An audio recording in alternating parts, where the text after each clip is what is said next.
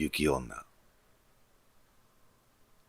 Once upon a time, somewhere in the northern countryside, there lived two lumberjacks named Minokichi and Mosaku.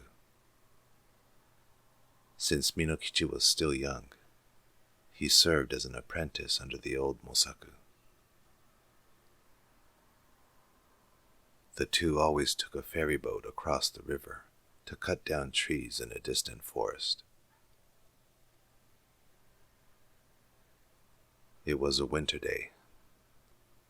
Minokichi and Mosaku had gone to the forest and were cutting down trees as always. Then a black cloud suddenly appeared, and it started to snow. In the blink of an eye, the snow flurries turned into a terrible blizzard.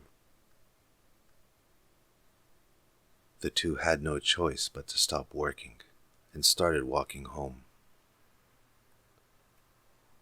However, upon reaching the river, they discovered that the boatman had already left, and the boat had already been tied up at the opposite bank. The two had no choice but to go into the boatman's hut on the dry riverbed, where they could wait out the blizzard. There was no fire in the boatman's hut, and it was only 2 tatami mats wide. The two lay down on the floor, and before they knew it, they had fallen asleep. After a little while, Minokichi woke up because he felt extremely cold. The door to the hut had been left open, and snow was fluttering in. Minokichi immediately looked over in Mosaku's direction and saw a woman wearing a snow-white kimono. As the woman breathed a white trail of frozen breath onto Mosaku's face, his face and hands steadily turned whiter. Minokichi tried to let out a cry of shock, and at that, the woman came towards him. Her face was beautiful. Her skin was abnormally white, and her eyes were as piercing as lightning. Minokichi tried to escape, but he couldn't move or speak. The woman stared closely at Minokichi's face. He had an uncommonly handsome face for a man from the countryside. "I will save you, but you must not tell anyone about what happened tonight. If you say anything, you're a dead man. You understand, right?" "Don't forget," the woman said, before disappearing outside into the blizzard. Minokichi immediately went over to Mosaku and tried to wake him up. But he was as cold and hard as ice. Minokichi fainted on the spot. The next morning, when Minokichi awoke, Mosaku had died.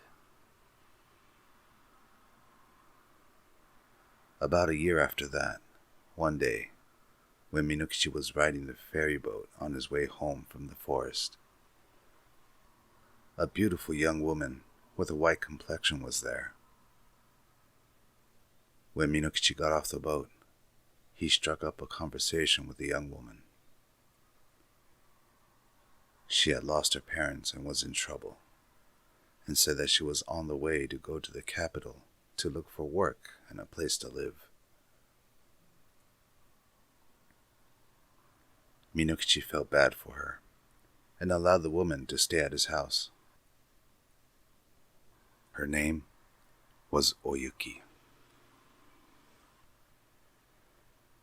Before long, she and Minokichi were married.